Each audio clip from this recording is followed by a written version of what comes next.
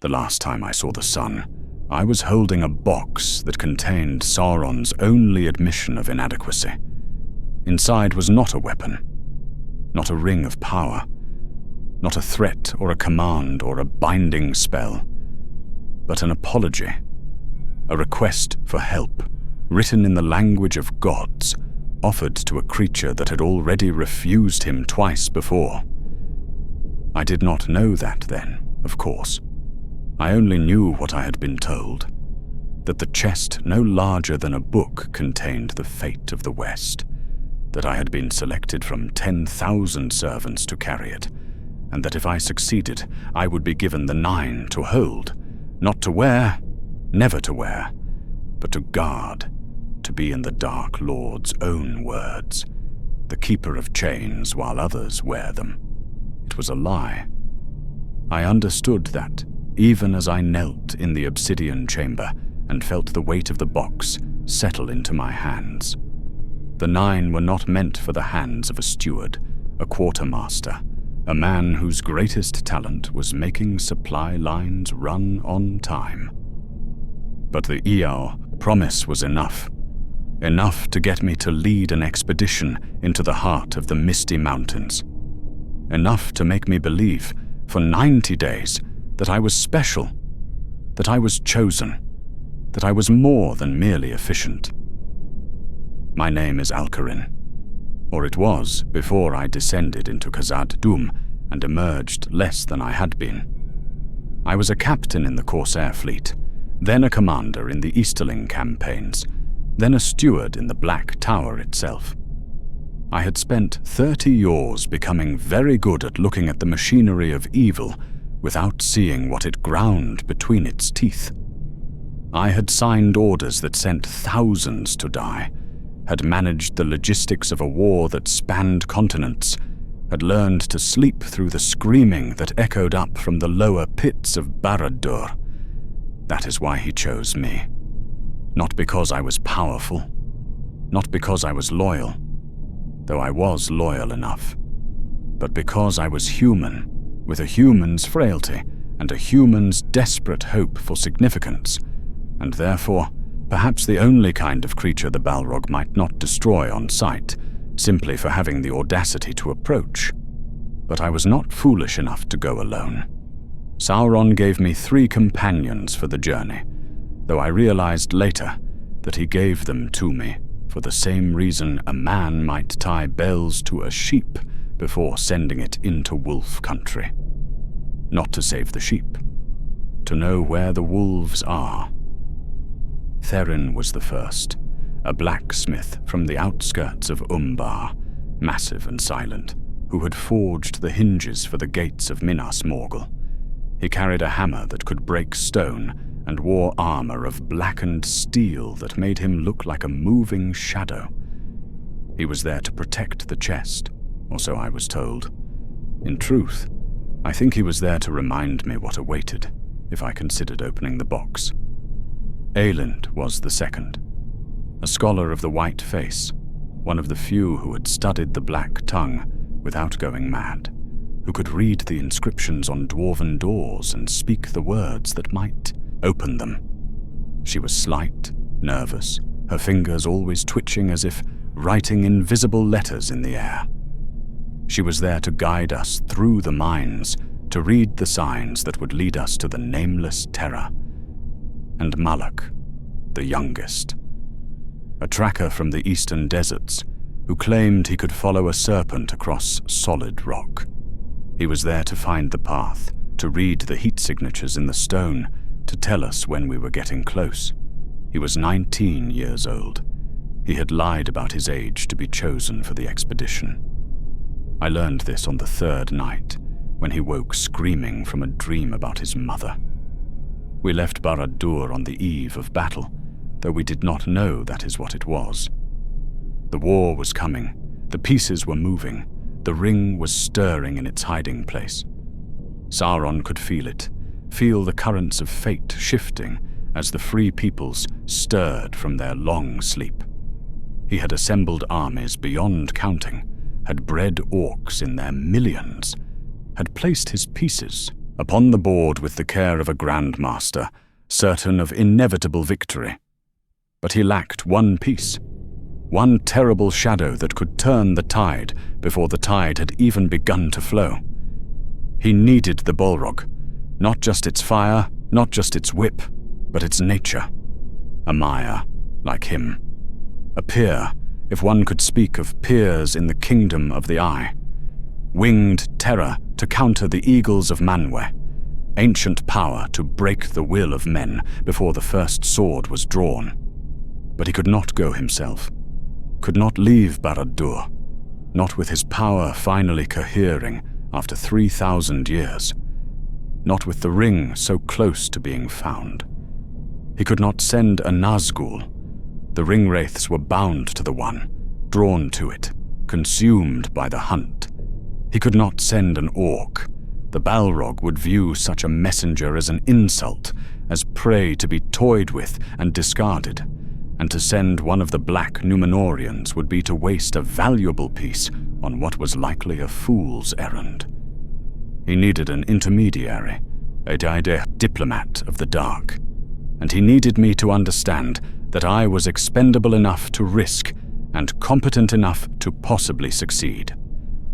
You will lead them to the dark beneath the mountains, Sauron told me, alone in the obsidian chamber where the heat never faded and the eye was always watching. You will find the nameless terror that the dwarves woke. You will give him my offer. He held up the chest. It was warm, unsettlingly warm, and it hummed with a vibration that I felt in my teeth. Do not open it, he said. Do not look upon what is inside. The offer is not for your eyes. Speak the words I have taught you. Accept no counteroffer. Do not bargain. Do not show fear. And if he refuses, he paused then, and for a moment, just a moment, I saw something in his burning eye that I had never seen before. Not rage, not cruelty, uncertainty. The hesitation of a being who had once been beautiful, who had once sung in the music, now reduced to sending emissaries to beg for alliance. Then we will know, he finished. We will know that it serves another, or itself. The journey took 90 days. 90 days of riding through lands that grew steadily bleaker, steadily quieter, steadily more hostile to life.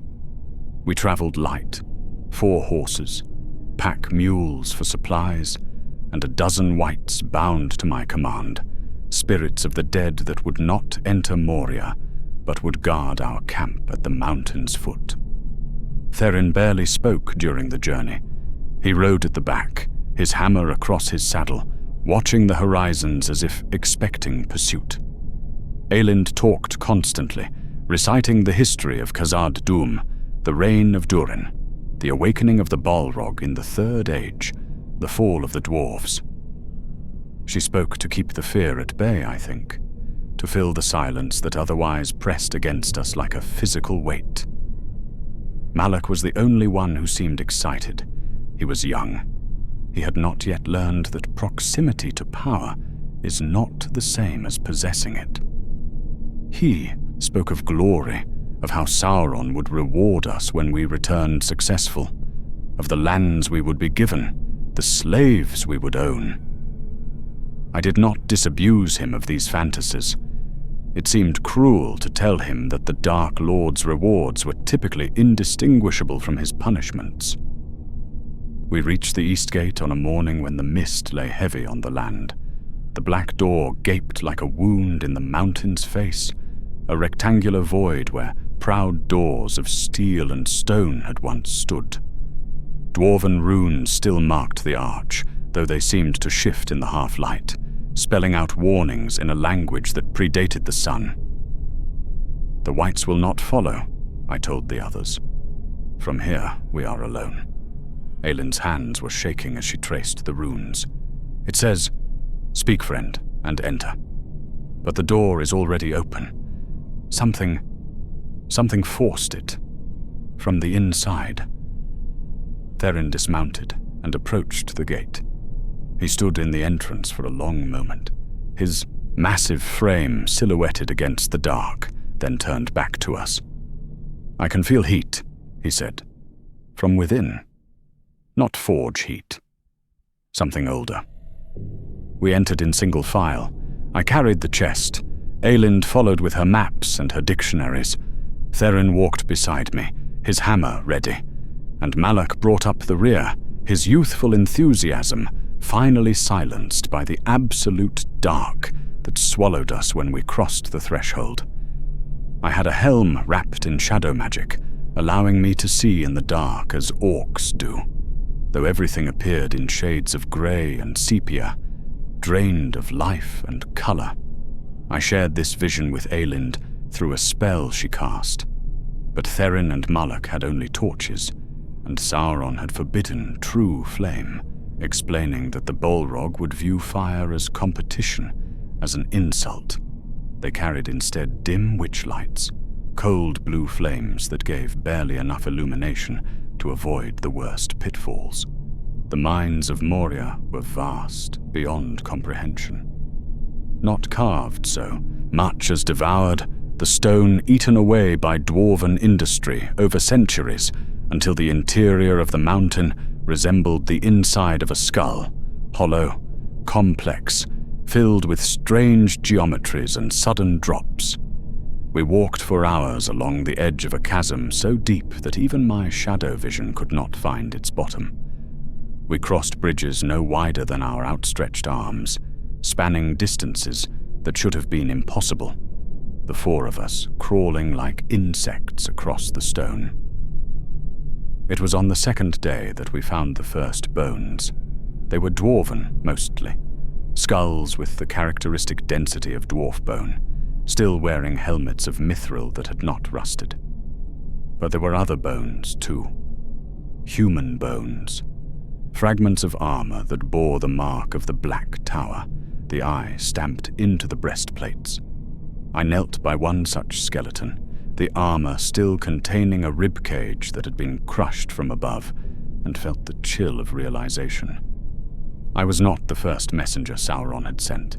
"How many?" Malak whispered, his voice trembling. "5, Aylind said, counting the distinct armor fragments. "Perhaps 6. "Hard to tell." Therin said nothing. He simply looked at me, and I saw in his eyes that he understood what I had understood. We were not an embassy. We were a test. Another probe to see if the Balrog's mood had softened, if the passage of years had made it more amenable to alliance. We walked deeper. The silence became unbearable, not the absence of sound, but the active hostility of it. The way the silence seemed to press against our ears, to fill them with the memory of screams long since faded.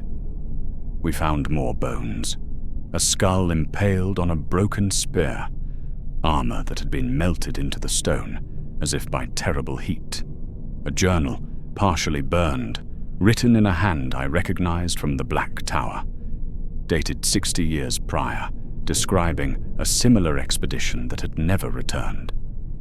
Malak began to sob on the third day. We had found a chamber filled with the remains, dozens of bodies, dwarves and men and things that might have been orcs, all twisted and burned, fused together in a single mass of charred bone. He wanted to turn back. He begged to turn back. "We cannot," Therin said quietly. "You know what awaits deserters." He was right. To return to Barad-dûr having failed, having not even reached the Balrog, would be worse than whatever death awaited us here. Sauron's punishment for cowardice was legendary. It involved time. It involved keeping the victim conscious for days, weeks, while... I did not let myself finish the thought. I placed my hand on Malak's shoulder. "Stay close to Therin," I said. "We are nearly there." I did not know if that was true, but I needed him to believe it. We found the well on the 4th day. It was massive, a circular shaft dropping straight down into the roots of the world. Bridges crossed it, broken mostly, hanging like broken ribs, and on the far side, across the narrowest span, there was light. Not torchlight, not firelight. Something else. A radiance that hurt to look at, orange and red and terrible, the color of magma and old wounds. It pulsed, slowly like a heartbeat. "There," Ayland breathed. "Oh, Vola, protect us. There it is." We crossed the bridge one by one. It was barely wide enough for a single file, and the drop beneath us was absolute. Theron went first, testing each step with his weight, his hammer slung across his back. Then Ayland, her scholarly composure finally cracking, muttering prayers in 3 different languages. Then me, carrying the chest, feeling the warmth of it, now matching the heat that rose from the depths. And last, Malak, his face pale, his knife drawn in a hand that shook so badly I feared he would cut himself. We were halfway across when the hissing started. It came from everywhere and nowhere, a sound like steam escaping from 1,000 kettles, like the breathing of something vast that did not need to breathe. The bridge beneath us trembled, the heat intensified, turning from uncomfortable to painful, the stone beneath our boots becoming too hot to touch. "Run," Theron said. We ran. Or tried to. The bridge was too narrow for true running, but we scrambled, half crawling, toward the far side where the light pulsed like a diseased heart. I reached the ledge first, turned to help Ayland, and saw Malak freeze in the middle of the span. He was looking up, looking at something above us, and his face was transformed by a terror so absolute that it looked almost like religious ecstasy. I followed his gaze. It filled the cavern. That is the only way to describe it. Not a creature, not a beast, not a being of flesh and blood in any sense that I understood. It was a violation of geometry, a shape that occupied more space than its physical form allowed. Wings like smoke that somehow cast shadows, though smoke has no substance. Limbs that flickered between solid bone and flowing flame, and the eyes. 2 pits of absolute white heat, like doorways into the heart of a star, holding intelligence that predated the sun itself. Durin's bane, the last Balrog of Morgoth. It hung above us, watching, and I understood in that moment that it had been watching us since we entered Moria. That it had allowed us to come this far.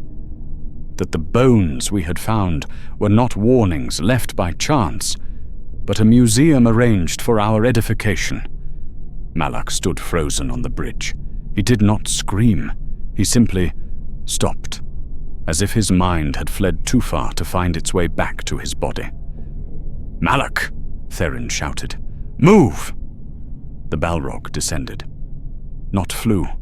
Descended, its wings unfolding like the night itself, rolling back to reveal a deeper darkness beneath. It landed on the bridge behind Malak, and the stone did not break simply because the creature willed it not to. Heat rolled off it in visible waves, distorting the air, turning the moisture in our eyes to steam. And then it reached out, with a hand of shadow and flame, and touched Malak's shoulder. The boy did not burn. That was the horror of it. He did not scream, did not burst into flame. He simply changed. His will broke like a twig underfoot. His eyes rolled back, showing nothing but sclera, and he rose to his feet, not by his own volition, but by the creature's command, compelled by a domination of the mind that overrode his own terror. He walked, stiff-legged, not as a puppet pulled by strings, but as a mind emptied of self, toward the creature, toward the edge of the bridge, toward the abyss. "Malak!" Ayland shrieked. Theron moved. I have never seen a man move so fast. He unslung his hammer and threw it. Not at the Balrog, that would have been suicide, but at Malak's leg, striking the knee, breaking the compulsion or the knee, or both. The boy fell, screaming now, thrashing, and Therin lunged onto the bridge, grabbed him by the collar, and dragged him back toward us. The Balrog watched. It made no move to stop them. It simply observed, its head tilting with what looked almost like curiosity. When Therin reached us, depositing the broken, weeping Malach at our feet, the creature spoke, but not with voice, not with sound. The communication entered my mind like a spike of ice driven through the skull, a telepathic projection, Osanwe, the speech of the Ainur that bypasses ear and air and speaks directly to the soul. It bypassed my ears entirely and spoke directly to our bones, our teeth, our trembling hearts. How many, came the thought, pressing into our skulls with the weight of drowned continents. This time, I stepped forward. My hands were shaking so badly I could barely hold the chest, but I stepped forward. I placed it on the stone before me, and I spoke the words in the black tongue, the language of command that Sauron had beaten into me over decades. Ugul Numenor, U Ashmordor, U Kulu Afar Gash, the Lord of the West sends greeting to the Flame of Udûn. The Great Eye offers alliance and brotherhood and power restored. The silence that followed was longer than any silence should be. The Balrog didn't move. It simply watched, and I felt the weight of that watching like a hand upon my throat. "Who speaks?" Aelend whispered beside me.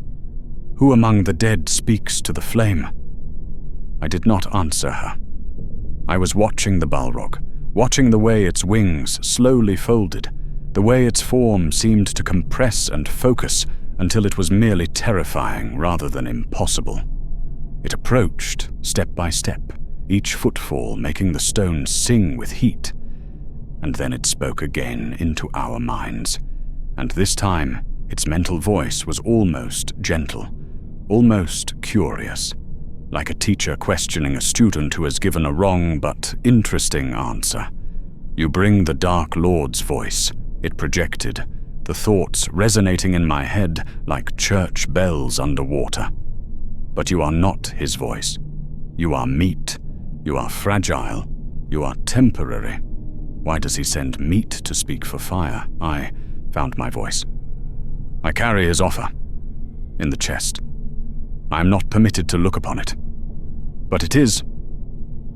"I know what it is," the Balrog interrupted, the thought cutting through my consciousness like a blade, and fire dripped from its fingers, sizzling on the stone. "I know what he offers. He has offered it before. In the Second Age, when he wore a fair face and called himself Anatar. He came to these gates and offered me dominion. A kingdom of ash, the worship of crawling things, and I told him then what I tell you now." It leaned closer. The heat was agonizing now, blistering my skin even at 10 paces. Aelend had fallen to her knees. Therin stood with his broken hammer raised, though what he thought he could do, I cannot imagine. Malach was unconscious or catatonic, slumped against the wall. "I do not serve," the Balrog whispered into our minds, and the psychic weight shuddered through the cavern like an earthquake. "I am not a vassal, not a lieutenant, not a piece upon his board. I am the last. Gothmog fell at Gondolin. The others sleep in Angband or faded into the dark. I alone remain. And I remain by being hidden, by being patient, by waiting until the world is remade or unmade, but never bending the knee again to a master who is himself a shadow of a shadow." I reached for the chest. My hands were shaking so badly I could barely lift the lid. I should not have done it. Sauron had forbidden it. But curiosity is stronger than obedience, and I needed to know what could possibly tempt such a creature. I opened it. Inside, nestled in black velvet that seemed to absorb the red light of the Balrog, was a circlet, not a ring, but a crown of white gold and black adamant, thin and ancient, etched with a script older than the Black Tongue. And inscribed inside, where the metal would rest against a brow, I saw words that burned themselves into my memory. Servant no longer. Brother. Equal. Sauron was offering true partnership, not subservience but reunification. Two Maia, dividing the world. The winged terror and the Lord of the Rings, side by side, burning and dominating until the one was reclaimed and they could be restored to godhood. It was beautiful in its ambition. Terrible. The recognition that even Sauron needed something. The Balrog looked at the circlet. For a long moment, I hoped that it would reach for it, that it would accept, that I would be the messenger who succeeded where all others had failed.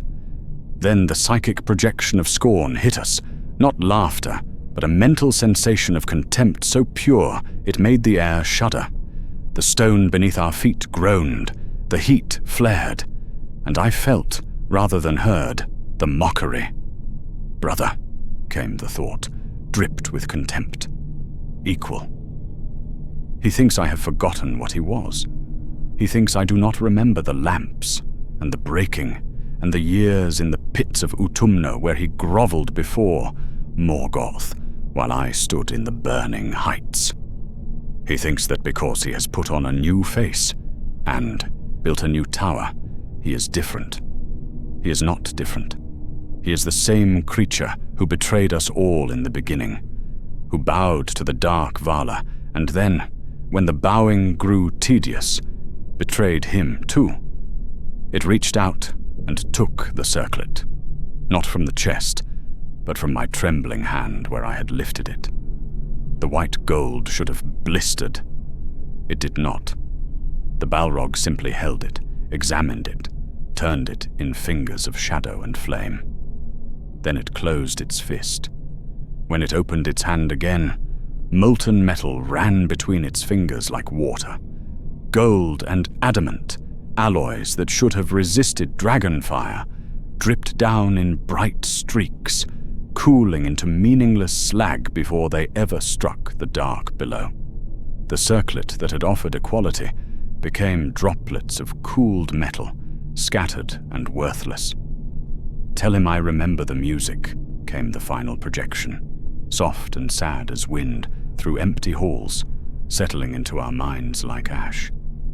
Tell him I remember what we were before the discord, before the envy, before the desire to dominate replaced the desire to create. Tell him I will not sing his new song. I will not dance his new dance. I will wait here in the dark until the world ends, and if it ends in fire, I will be the fire. But I will not be his fire. The molten remnants fell into the abyss. The Balrog wiped its hand against its side, cleaning away the last of the metal as one might wipe away dust. Go, it commanded, the thought a hammer blow to our consciousness. All of you. Take your broken boy and your scholar and your soldier. Go and tell him that I let you live, that I let you see, that I could have snuffed you out like candles, but chose not to, because your survival is a better message than your death would be. Tell him I am waiting. Tell him I am patient. Tell him that even his patience will not outlast the wearing of the world. I do not remember the journey back. I have fragments, Therin carrying Malak over his shoulder like a child, Aelind weeping, her scholarly composure shattered, whispering prayers to gods who had abandoned her long ago. The narrow bridge, crossed in a stumbling run, the long corridors, navigated by instinct rather than memory, the east gate and the rain, and the blessed cold of the outside air. We did not speak on the ride back to Mordor.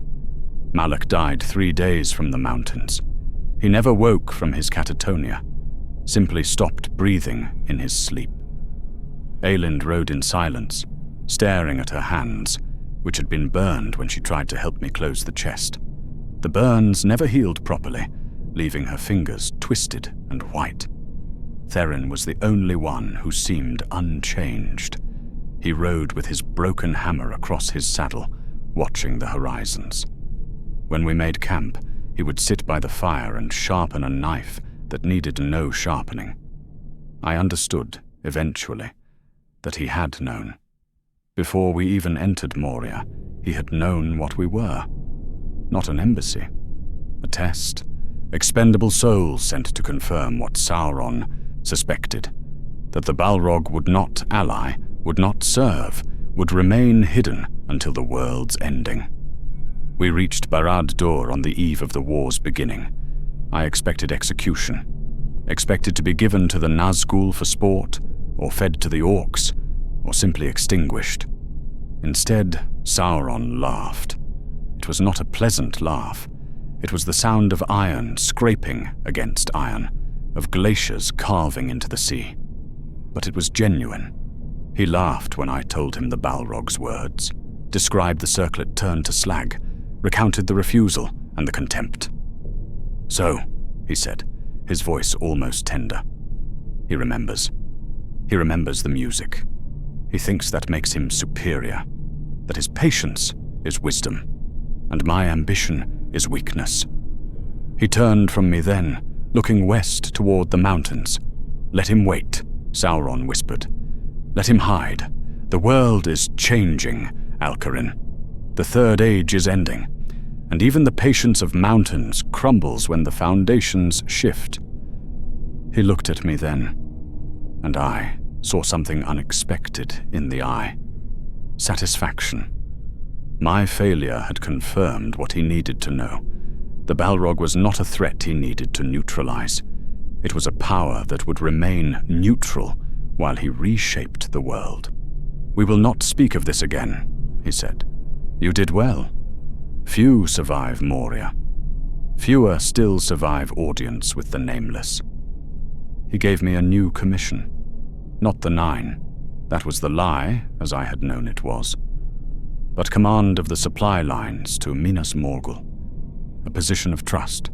A position where I would be needed for the war. The war came. The war raged and fell and ended in ways that no one in Barad-dûr had foreseen. I survived it, as I had survived everything, by being efficient, by being useful, by being too insignificant to warrant specific destruction. I am old now. My hands shake when I try to hold a pen. The burns I sustained in Moria, the splash of heat when the chest was opened, never fully healed, leaving scars that ache in cold weather. I think of Malak sometimes, the boy who wanted glory. I think of Aelind, who I heard ended her own life in the years after the war, unable to reconcile what she had seen with what she had believed. I think of Theron, who died at the Pelennor fields, standing his ground against the Rohirrim, fighting to the end with his broken hammer because he had nothing else to fight with. And I think of the Balrog, waiting, patient, free in its refusal, trapped in its hiding. I wonder if it survived the end of the Third Age, if it still broods in the dark beneath the mountains, refusing to serve, refusing to die, holding on to its defiance like a shield against the world. I wonder if it understands yet that Sauron never truly wanted its alliance, that the offer was a test, a confirmation that this particular piece would not move on the board, and therefore need not be factored into the final calculation, that its precious independence was, in the end, exactly what the Dark Lord needed it to be. We were all pieces, you see. Malak and Aelind and Theron and myself, the Balrog most of all. We thought we were making choices, serving or refusing, hiding or acting, living or dying. But we were simply following paths laid down in the music long before any of us had voices to sing with. Fear is the only true enemy, not Sauron, not the shadow in the deep. Fear of choosing, fear of acting, fear of the vulnerability that comes with hope. The Balrog was not free. It was simply afraid. Afraid of the light, afraid of change, afraid of risking its existence in the game of fate. And I, who walked out of Moria when others died, I was afraid too. Afraid to open the chest earlier, when I might have made a different choice. Afraid to defy Sauron. Afraid to simply stop, to lay down the burden, to let the consequences come. Fear is the only chains that truly bind us.